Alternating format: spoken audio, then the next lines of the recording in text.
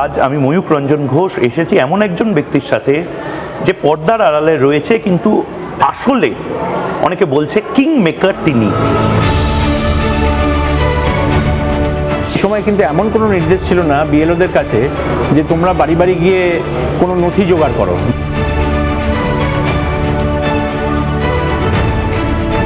বাবা বন্দ্যোপাধ্যায় লিখতেন, ছেলে ব্যানার্জি লিখছে।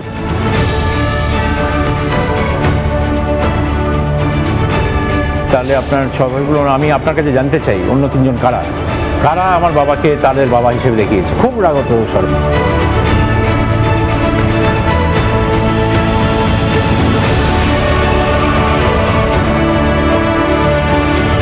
এনিউমারেশন ফর্ম এটা ছাপা হয়েছিল 2025 সালের 27শে অক্টোবর। যে নির্বাচকের তালিকা ছিল, ইলেকট্রাল রোল, সেই রোলে যাদের নাম ছিল তাদের নামের ওপর ভিত্তি করে।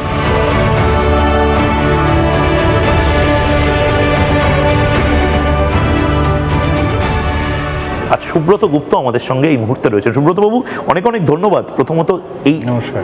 First phase, successful first phase, একটাও গুলির শব্দ পেলাম না, একটাও শেল দেখলাম না, একটা বোম পড়েনি, হাত বোমাও একটা পড়েনি।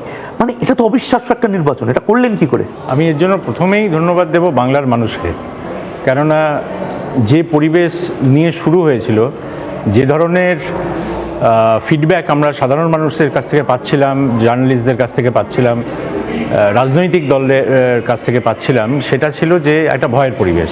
সবাই ভাবছিলেন যে প্রতিবার যেরকম হয় এবারেও সেই রকম হিংসা হবে ভোটের দিন, ভোটের আগে। আমরা কয়েক সপ্তাহে প্রতিটি জেলায় গেছি, কথা বলে এটাই আমরা বারবার বোঝার চেষ্টা করছি যে কোন জায়গায় ভয় এবং কেন ভয়, এবং এই ভয়কে দূর করতে হলে আমাদের কি কি পদক্ষেপ নেওয়া দরকার।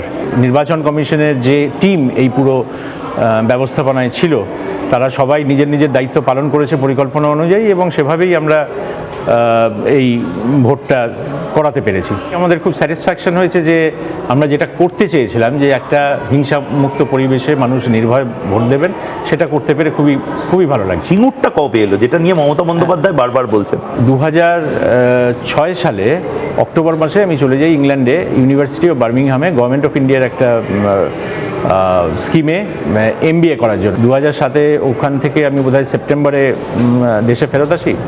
এসে আমাকে 2 মাস ওদের প্রজেক্টের কাজ করতে হয়, করার পরে আমি রাজ্য সরকারে জয়েন করি। এই সিঙ্গুর নিয়ে, সিঙ্গুরের জমি অধিগ্রহণ নিয়ে যে সমস্ত কথা বলা হচ্ছে, এটা আমি জানি না কেন। মানে এটা কি আপনাকে বুদ্ধদেব ভট্টাচার্য বলেছিলেন যে কোনো নির্দিষ্ট দায়িত্ব দিয়েছিলেন ল্যান্ড ব্যাংকিং করার? না, আমি আপনাকে বলছি একটু বিশদে কি হয়েছিল। 2007-এ আমি যখন দেশে ফেরত এলাম, ততদিনে সিঙ্গুরের জমি অধিগ্রহণ সম্পূর্ণ হয়ে গেছে। আমি তো ইংল্যান্ড থেকে বসে জমি অধিগ্রহণ করতে পারি না, কিন্তু এটা বারবার বলা হচ্ছে। আমি জানি না, পরামর্শদাতা এত আছেন, তাদের এই ভুল ব্যাখ্যা করা হচ্ছে, সেটাকে ঠিক করে দেওয়া উচিত ছিল, কিন্তু করা হয়নি। এবং উনি বলে যাচ্ছেন মুখ্য সচিব হতেন নাকি, মানে এটা কি বাস্তব? এটা সোশ্যাল মিডিয়া জুড়ে ছেয়ে গেছে যে ব্যক্তির হওয়ার কথা ছিল মুখ্য সচিব, সে বাংলা ছেড়ে চলে গেল দিল্লিতে। না, আমার দেখুন, মুখ্য সচিব কে হবে না হবে এটা রাজ্য সরকার ঠিক করেন, এবং সাধারণভাবে সিনিয়রিটির ওপর হয়। কিন্তু এরকমও দেখা গেছে ব্যতিক্রম, যে সিনিয়রিটি কোনো কোনো ক্ষেত্রে মানা হয়নি, অন্য সুপারসিড করেছে, এরকম হয়েছে। এটা একান্তই সেই সময়ের রাজ্য সরকারের সিদ্ধান্ত। সুতরাং আমার এটার মধ্যে বলার কিছু নেই। আপনার যদি প্রশ্ন এটা হয় যে আমি ওই সময় সিনিয়র ছিলাম কিনা, আমি সেই সময় সিনিয়র ছিলাম, এবং আমার অন্য কোয়ালিফিকেশনগুলো ছিল, কিন্তু আমি এটা বলবো না যে রাজ্য সরকার রাজ্য সরকারের পছন্দের তালিকায় ছিলেন না, এটা বলা যায়। এটা রিড্রাফট করলাম আমি প্রশ্নটা। আমি 2022 সন থেকে রাজ্য সরকারকে বারবার অনুরোধ করছিলাম যে যেহেতু আমি ওখানে এমপ্যানেলড হয়ে গেছি, আমাকে নো অবজেকশন দিয়ে দাও, আমি চলে যাই, আমি গভর্নমেন্ট অফ ইন্ডিয়া কাজ করি। তুমি তো আমাকে অন্য কোনো পদে দিচ্ছ না এখানে। আমি তো বলছি না যে আমাকে মুখ্য সচিব করতে হবে বা অমুক করতে হবে, আমি শুধু বলছি আমাকে নো অবজেকশন দাও, আমি গিয়ে কাজ করব কেন্দ্রীয় সরকার। কিন্তু সেটা আমাকে দেওয়া হলো না। সেটা দেওয়া হলো যখন 2024 সালে, তখন মাত্র 8 মাস বাকি আমার অবসর নেওয়ার। এসআইআর নিয়ে এই যে 90 লাখ নাম বাদ গেল, এবং এই সংখ্যাটা হয়তো বাড়ছে কমছে, আমি 90 লাখই ধরছি। তৃণমূল কংগ্রেস বলছে এর পেছনে মূল কারিগর কলকাঠি নাড়িয়েছে যে সেটা হচ্ছে সুব্রত গুপ্ত। 90 লাখ নাম কেন বাদ গেল স্যার, এটাও তো একটা প্রশ্ন। এই যে এনিউমারেশন ফর্ম, এটা ছাপা হয়েছিল 2025 সালের 27শে অক্টোবর। যে নির্বাচকের তালিকা ছিল, ইলেকট্রাল রোল, সেই রোলে যাদের নাম ছিল তাদের নামের ওপর ভিত্তি করে এই এনিউমারেশন ফর্ম ছাপা হয় এবং প্রত্যেক বাড়িতে দিয়ে দেওয়া হয়। ভোটারের দায়িত্ব ছিল যে এই ফর্ম ভর্তি করে তার নিচে একটা সার্টিফিকেট ছিল যে আমি যা লিখছি সেগুলো সত্য, সে নিয়ে সই করে সেটা বিএলওকে ফেরত দিয়ে দেওয়া।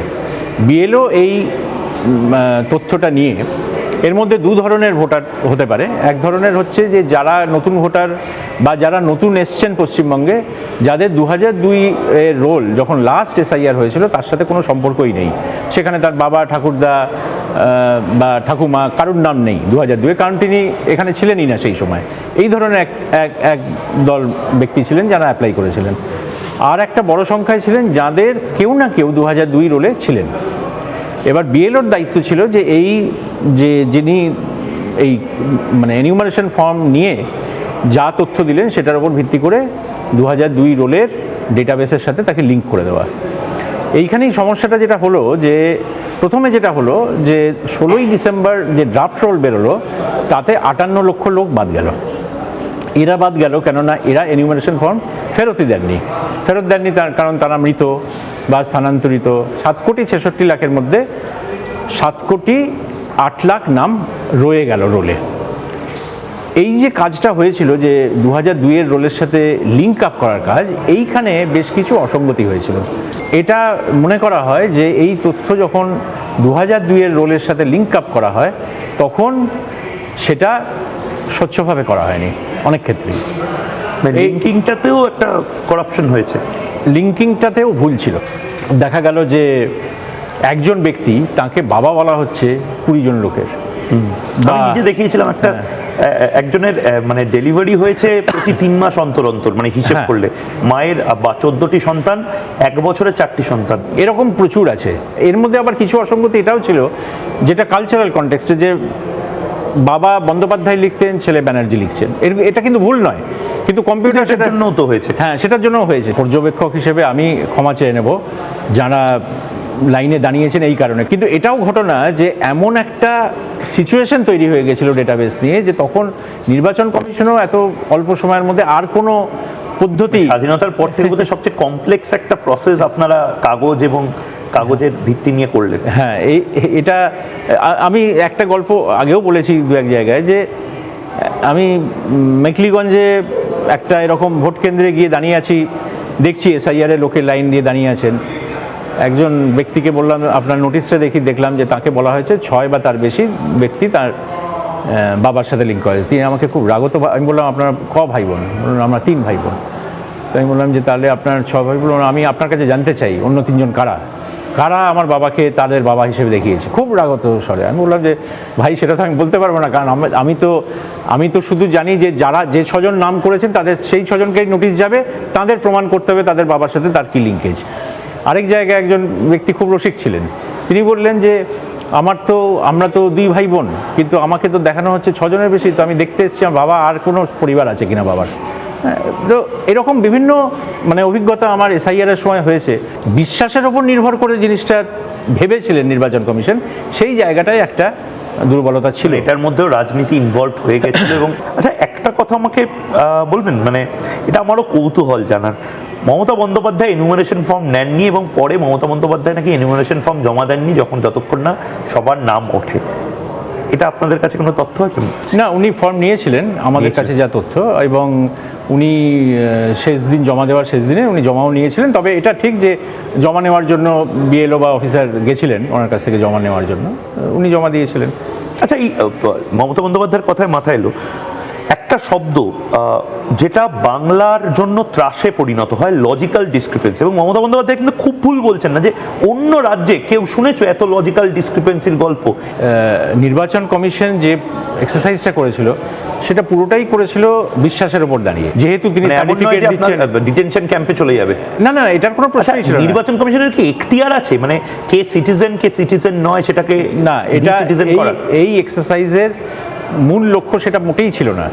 সেটা তো একটা রাজনৈতিক একটা ন্যারেটিভ তৈরি হয়েছিল যে এখান থেকে ডিটেনশন সেন্টারে যাবে বা সিটিজেন কি সিটিজেন নয়, অনেক ক্ষেত্রেই পাসপোর্ট পর্যন্ত আছে, কিন্তু দেখা যাচ্ছে যে তিনি ভারতীয় সিটিজেন নেই এবং নন। এবং বহু বাংলাদেশিও তাদের ভোটার কার্ড সারেন্ডার করেছে। আমি তো এরকম কেস অনেক পেয়েছি আমি এই কাজটার সময়, যেখানে ভারতীয় পাসপোর্ট ইস্যু হয়ে গেছে কিন্তু তাকে আমি দেখতে পাচ্ছি বাংলাদেশের ভোটার রোলে তিনি আছেন। সিটিজেনশিপ এফআরআরও তারাই ইনভেস্টিগেট করে যে কে সিটিজেন নয়, এটা নির্বাচন কমিশন। অনেকগুলো মানে গুজব বাজারে ছড়াচ্ছে। প্রথম গুজব হলো এবারের ভোটটা দিতেই হবে, কারণ এবারের ভোট না দিলে, এবং এটা অনেকে বলছেন সেটা একটা বড় কারণ এবারে এত পার্সেন্টেজ হওয়ার, এবারে ভোট না দিলে নাম কেটে দেবে। এটার কি কোনো বাস্তবতা আছে? না, এটার কোনো বাস্তবতা নেই। এবং এই ভোট কে দিলেন বা না দিলেন সেটার রেকর্ড কিন্তু আমরা ওইভাবে রাখি না যে তার সাথে ইলেকট্রাল রোল পরবর্তীকালে লিঙ্ক হবে। সুতরাং এখানে কোনো রকম কোনো বাস্তবতা নেই এই বক্তব্যের যে ভোট না দিলে ভোটারের নাম কাটা যাবে। এটা পুরোটা আরেকটা গুজব, এবং গুজব শুধু নয়, এটাতে অ্যাকশনও আপনারা নির্দেশ দিয়েছেন গ্রেপ্তার করারই। ডালিম শেখের ক্ষেত্রে আমরা রিপাবলিক বাংলা টানা এই খবরটা করেছে, ওয়েবকাস্টিং যে হচ্ছে ক্যামেরায়, নাকি সমস্ত কিছু তৃণমূল কংগ্রেসের হয়ে যারা কাজ করছে তারাও জেনে যাবে যে কে কাকে ভোট দিচ্ছে, কে ওখানে গিয়ে কার সাথে বেশিক্ষণ কথা বলছে। ওয়েবকাস্টিং কি সিকিউর না? এই ধরনের প্রচার হচ্ছে, এটা আমরা আমাদের জেলা সফরের সময় শুনেছিলাম, ভোটারদের কাছেই শুনেছিলাম। এটার কোনো রকম বাস্তবতা নেই। সম্পূর্ণ গুজবগুলো, মানে ভয় পাওয়ানো যেগুলো, দু তিনটে জিনিস। যেমন একটা বলা হয়েছিল যে ভোটার কার্ডের সাথে আধার কার্ডের যোগ আছে, বা অন্যান্য কার্ডের সরকার প্রদত্ত বিভিন্ন কার্ডের যোগ আছে, সুতরাং আপনারা যখনই মেশিনে কোনো একটা ভোট দেবেন সেটা আমরা সঙ্গে সঙ্গে জানতে পেরে যাব যে কোন দলকে আপনি ভোট দিয়েছেন। এটা একটা গুজব ছিল, এটা সম্পূর্ণ অসত্য কথা। দ্বিতীয় হচ্ছে যে খুব বড় করে যেটা বলা হয়েছিল যে ওয়েবকাস্টিং যেহেতু হচ্ছে, বুথের মধ্যে যেহেতু ক্যামেরা বসছে, সুতরাং ভোটার কাকে ভোট দিলেন সেই চয়েসটা আমরা জানতে পেরে যাব। এটা সম্পূর্ণ বুথের বাইরে যে ক্যামেরা থাকবে সেটা ভোটার অ্যাসিস্ট্যান্ট বুথ, বিএবি, যেখানে বিএলও উপস্থিত থাকবেন শুধুমাত্র তার পরিচয়পত্র দেখার জন্য, বাঁ হাতের ইন্ডেক্স ফিঙ্গারে কোনো দাগ আছে কিনা দেখার জন্য, আর ইলেকট্রাল রোলে তার নাম আছে কিনা দেখার জন্য। বাইরে ভোটার অ্যাসিস্ট্যান্স বুথ, এখানে কিন্তু এটার সাথে কিন্তু ভোটের কোনো সম্পর্ক নেই। মানে এটা বাধ্যতামূলক ওই ডেস্কে যেতে হবে, মানে আঙুল দেখাতে যে আমার কোনো দাগ আছে। আমার আঙুলে দাগ নেই, আমার এই হচ্ছে আইডেন্টিটি কার্ড। এবং এবার যদি আমার কাছে ভোটার আইডি কার্ডটা না থাকে তাহলে যে কোনো 12টা অন্য যে 12টা আমার নামটা থাকলেই, এবং ভোটার ইনফরমেশন স্লিপ যেটা দেওয়া হয়েছে বাড়ি বাড়ি গিয়ে বিএলওরা দিয়েছেন, সেটাও যদি না থাকে কোনো অসুবিধা নেই। ভোটার ইনফরমেশন স্লিপ এটাও বাজারে ছড়িয়েছে যে এটা বাধ্যতামূলক নিয়ে যাওয়ার, এটা বাধ্যতামূলক নয়। ওটা হচ্ছে ভোটারের সুবিধার জন্য যে উনি জানতে পারবেন। এই বুথ স্লিপ যেটাকে দেওয়া হয়, সেই বুথ স্লিপ না থাকলে ভয় পাবেন না। অনেকে বলবে, অনেক রাজনৈতিক দল, যে বুথ স্লিপ নেই তোমার বাড়ি চলে যাও, যাবেন না প্লিজ। একদম এখানে সুব্রত সাহেব নিজে বসে, নির্বাচন কমিশনের তরফ থেকে বসে গ্রামে গ্রামে যারা দেখছেন তারা জেনে নিন। ভোটার ইনফরমেশন স্লিপ হচ্ছে শুধু এইটুকু জানানোর জন্য ভোটারকে যে আপনার নাম রোলে আছে, এত ক্রমিক সংখ্যায় আছে, এবং আপনার সহজ করার জন্য, এবং আপনার বুথ হচ্ছে অমুক। ভোটার আইডি কার্ড হয়তো হারিয়ে গেছে বা কেউ, কোনো অসুবিধা নেই, এই পরেও দিতে পারে। যে কোনো 12টা ডকুমেন্টের যে কোনো ডকুমেন্ট দেখিয়ে তিনি ভোট দিতে পারেন তার নিজের পরিচয় এস্টাবলিশ করার জন্য। এবার ভোটার অ্যাসিস্ট্যান্স বুথে যিনি বসে আছেন বিএলও, তিনি এইগুলো যদি উনি দেখানো যায় যে ওই ভোটার যিনি এসছেন তিনি সত্যি ওই বুথের ভোটার, ওনাকে বলবেন আপনি গিয়ে লাইনে গিয়ে দাঁড়ান। একটা ক্যামেরা এই লাইন এবং ভোটার অ্যাসিস্ট্যান্স বুথের দিকে নজর রাখবে, আরেকটা ক্যামেরা বুথের ভেতরে এমনভাবে প্লেস করা হবে যে ভোটার কম্পার্টমেন্টটা দেখা যাবে বাইরে থেকে। ভোটার কম্পার্টমেন্ট তো আপনারা জানেন একটা উঁচু জায়গায়, মোটামুটি 6 ফুট হাইটে ওটার ঢাকা থাকে, তার ভেতরে দেখার কোনো সুযোগই নেই। কেননা ওই ক্যামেরা এমনভাবে প্লেস করতে হবে যাতে কম্পার্টমেন্টটা দূরে দেখা যায়, তার সাথে আপনার যারা প্রিসাইডিং অফিসার এবং পোলিং অফিসার তাদের দেখা যায়, এবং সম্ভব হলে যারা পোলিং মানে এজেন্ট, যারা বিভিন্ন মানে ক্যান্ডিডেটের যারা পোলিং এজেন্ট, তাদের যতটা সম্ভব কাভার করা যায়। সুতরাং ওয়েবকাস্টিংয়ের মাধ্যমে কে কাকে ভোট দিল এটা দেখার কোনো রকম সম্ভাবনাই নেই, এবং এটা আমরা 3বার করে টেস্ট করেছি প্রতিটা বুথে। হয়তো এই মুহূর্তে কোনো প্রান্তিক গ্রামের কোনো মানুষ একটা ছোট্ট টিভিতে বসে আপনাকে আমাকে দেখছে, তাদের মধ্যে হয়তো ভয়ে হয়তো আলোচনাও করছে যে ময়ূকদা এবং সুব্রতবাবু কথা তো অনেক বলছেন, কিন্তু আমাদের একটা গোটা গ্রামকে হয়তো ভোট দিতে আটকে দেবে অনেকে। হ্যাঁ, সেটা বুথে যদি 70 জন ভোটই না দেন। ইলেকট্রাল রোলে বুথ ক্যাপচারিং বলে representation of the people act 1991, যার ওপর ভিত্তি করে সমস্ত নির্বাচন হয়, তাতে বলা আছে যে বুথ ক্যাপচারিং যদি হয় তাহলে কি করতে হবে। বুথ ক্যাপচারিং যদি হয় তাহলে রিপোল হবে, আবার করে নিতে হবে ভোট। এবার বুথ ক্যাপচারিং মানে কি? এতদিন আমরা সাধারণভাবে যেটা জানতাম সেটা বুথ ক্যাপচারিং মানে হচ্ছে আপনি প্রিসাইডিং অফিসার, আপনার কাছে ইভিএম এর কন্ট্রোল ইউনিট আছে, আরেকজনের কাছে ব্যালট ইউনিট আছে, এবং ভিভিপ্যাট যেটা আছে voter verifiable paper audit trail, এই 3টে মেশিন আছে। এই 3টে মেশিনের মাধ্যমে মানুষের ভোট রেকর্ডেড হবে। আপনার দখল থেকে যদি এই মেশিনগুলো চলে যায়, অথবা বুথের মধ্যে যদি কেউ না ঢুকতে পারে বা বুথ থেকে কেউ না বেরোতে পারে ইত্যাদি যদি হয়, অর্থাৎ বুথের সামগ্রিক পরিবেশ যদি নির্বাচন কমিশনের হাত থেকে অন্য কারোর হাতে চলে যায়, তাহলে সেটা বুথ ক্যাপচারিং। এটা আমরা এতদিন জানতাম, সেইভাবেই আমাদের রিপোর্ট হতো। কিন্তু আমরা এবারে বলেছি যে 135A ধারায় যেটা বলা আছে যে একজন ব্যক্তি ওইখানে থাকেন 2 কিলোমিটার দূরে, তিনি এই বুথে ভোট দেন। ঘোষপাড়ার 10 জন যারা হয়তো তৃণমূল কংগ্রেসের বিরুদ্ধে ভোট দেন বলে ওদেরকে ঘরের মধ্যে তালা আটকে দিল। এইখানে যদি কোনোভাবে কোনো ভোটারকে কেউ বাধা দেয়, ফিজিক্যাল বাধা বা মানসিক বাধা, যাতে সে এখানে না আসতে পারে বুথে, সেটাও বুথ ক্যাপচারিং হিসেবে বিবেচনা করা হবে। আচ্ছা, অর্থাৎ সেটাও বুথ ক্যাপচারিং, সেটার জন্য রিপোর্ট হবে। এই জিনিসটা আমরা খুব পরিষ্কার করে সমস্ত রাজনৈতিক দলের প্রতিনিধিদের প্রতিটি জেলায় বুঝিয়ে দিয়েছি, এবং সেন্ট্রাল আর্মড পুলিশ ফোর্সকে এই নির্দেশও দেওয়া হয়েছে, যদি কোনো পাড়ায় কোনো ব্যক্তি বলেন যে আমি যেতে পারছি না, আমি ভয় পাচ্ছি, বা সেক্টর অফিসারকে বলেন, তাহলে কিন্তু তাদের দায়িত্ব যে সেখানে গিয়ে তাদের এসকর্ট করে বুথ অবধি পৌঁছে দেওয়া। ইভিএম কি এটাও একটা গুজব হচ্ছে, ইভিএম বদলে দেওয়া হচ্ছে? না, এটার কোনো বাস্তবতা, সেরকম কোনো সম্ভাবনা নেই। এটার কোনো সম্ভাবনাই নেই। ভোট শেষ হয়ে গেল, পোলিং যে টিম, এই পোলিং টিম ইভিএমকে সিল করবেন, ভিভিপ্যাটকে সিল করবেন, ব্যালট ইউনিটকে সিল করবেন যে কাগজ দিয়ে, সেটা অনেকটা কারেন্সির মতো আর কি, মানে সিকিউরিটি প্রিন্টেড সিল। তার প্রত্যেকটার ইউনিক নাম্বার আছে, সিল নাম্বার। যে ইভিএম যে মেশিনে সিল হবে তার একটা ইউনিক ট্যাগ আছে, এই ট্যাগেরও একটা ইউনিক নাম্বার আছে। এই নাম্বারগুলো পোলিং এজেন্ট বিভিন্ন ক্যান্ডিডেটরা তারা নোট করে নেবেন। সিল হয়ে যাওয়ার পর তারা অপেক্ষা করবেন সেক্টর অফিসারদের আসার জন্য। সেক্টর অফিসাররা এসে সব দেখে নেবেন, সিলটিল ঠিক হয়েছে, স্ট্যাটুটারি যে সমস্ত কাগজপত্র সেগুলো ঠিক আছে, নন স্ট্যাটুটারি কাগজপত্র সব প্যাক করা হয়েছে, এই সব জিনিসগুলো বুঝে ওনারা বলবেন যে তোমরা তোমাদের গাড়িতে উঠে পড়ো, তোমরা চলে যাও। এইবার এই গাড়ি, জিও ট্যাগ গাড়ি চলে যাবে রিসিভিং সেন্টারে, সেখানে রিসিভ করা হবে। এখানে কোনো রকম কোনো ইভিএম এক্সচেঞ্জ হওয়ার কোনো সম্ভাবনাই নেই। তার কারণ হচ্ছে প্রিসাইডিং অফিসার ডায়েরির সাথে যদি এই সিল না মেলে, তাহলে বোঝা যাবে যে ইভিএম। আজ অবধি আমি যে কটা ইলেকশন দেখেছি, পশ্চিমবঙ্গেও করিয়েছি অনেক ইলেকশন, অন্যান্য রাজ্যেও আমি গেছিলাম অবজারভার হয়ে, আমি একটা কেসও পাইনি যেখানে ইভিএম পাল্টানো হয়েছে। বুথগুলো যেখান থেকে ওয়েবকাস্টিং হয়েছে, আমরা এখানে নজর রাখছি, 4টে জায়গায় নজর হচ্ছে। ইলেকশন কমিশন দিল্লিতে, চিফ ইলেকট্রাল অফিসারের অফিসে কলকাতায়, সেখানে কন্ট্রোল রুম সেট আপ করা হয়েছে, যেখানে একসাথে 500 বুথকে একসাথে দেখা যায়, এবং সেখানে 200 জন মাইক্রো অবজারভার বসে নিরবিচ্ছিন্নভাবে সকাল থেকে সন্ধে অবধি, যতক্ষণ না ভোট শেষ হয়েছে, তারা লক্ষ্য করে গেছেন। তারপরে আপনার ডিস্ট্রিক্ট ইলেকশন অফিসার অর্থাৎ ডিস্ট্রিক্ট ম্যাজিস্ট্রেটের অফিসের কন্ট্রোল রুমে দেখা হয়েছে। তারপরে রিটার্নিং অফিসার অর্থাৎ যে অ্যাসেম্বলি কনস্টিটিউয়েন্সির যে রিটার্নিং অফিসার, তারও যে কন্ট্রোল রুম, সেই কন্ট্রোল রুমেও এটার সরাসরি ফিড দেওয়া হয়েছে ভিডিও। এবার আপনার একটা প্রশ্ন হতে পারে যে আপনার তো 45,000 বুথ, তো আপনি 500 বুথ দেখে কী লাভ হবে? 500 বুথ দেখে এই লাভ হবে, এই 500 বুথ কিন্তু প্রতি 45 সেকেন্ডে পরিবর্তন হচ্ছে। প্রথমে 500 বুথ দেখলাম, তারপরে যে 45 সেকেন্ড তাতে আরও 500 বুথ দেখলাম, তারপরে 45 সেকেন্ডে আরও 500 বুথ দেখলাম।